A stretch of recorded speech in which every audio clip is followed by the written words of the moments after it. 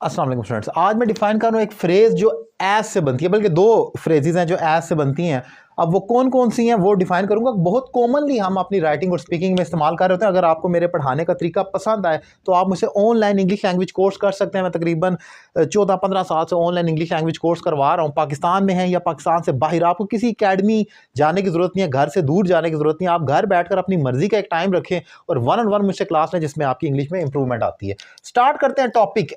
As दो जगह पर इस्तेमाल होता है। एक तो हो गया जब आपने कहना हो कि एट द सेम टाइम, जैसे ही और वैसे ही, मतलब बैक वक्त आप एक ही काम करते हैं और आप कहते हैं जैसे ये हुआ साथ ही वो हो गया। तो जैसे मैं कहता हूं एज आई केम आउट, जैसे ही मैं बाहर आया इट स्टार्टेड रेनिंग, बारिश शुरू होगी। तो यहां पर आप देख सकते हैं जैसे ही, मतलब एट द सेम टाइम, उसी वक्त में, साइमल्टेनियसली, यानी कि एक ही वक्त के अंदर, जैसे ही as I came out it started raining. तो ये एग्जाम्पल।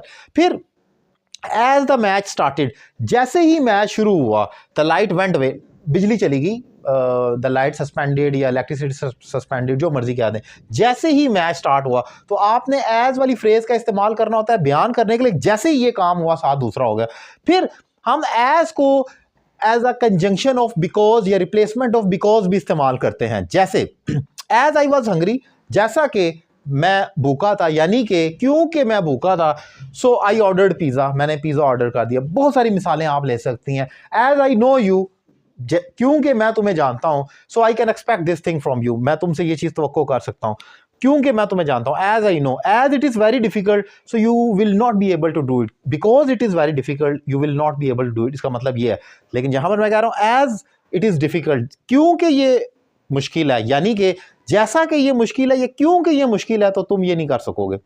सो आप बिकॉज की रिप्लेसमेंट में इस्तेमाल करते हैं। क्यों करते हैं? क्योंकि हम अपनी राइटिंग में एक चार्म लेकर आते हैं। कभी हम बिकॉज लिखते हैं, कभी हम एज लिखते हैं, कभी हम इस तरीके से लिखें, कभी उस तरीके से।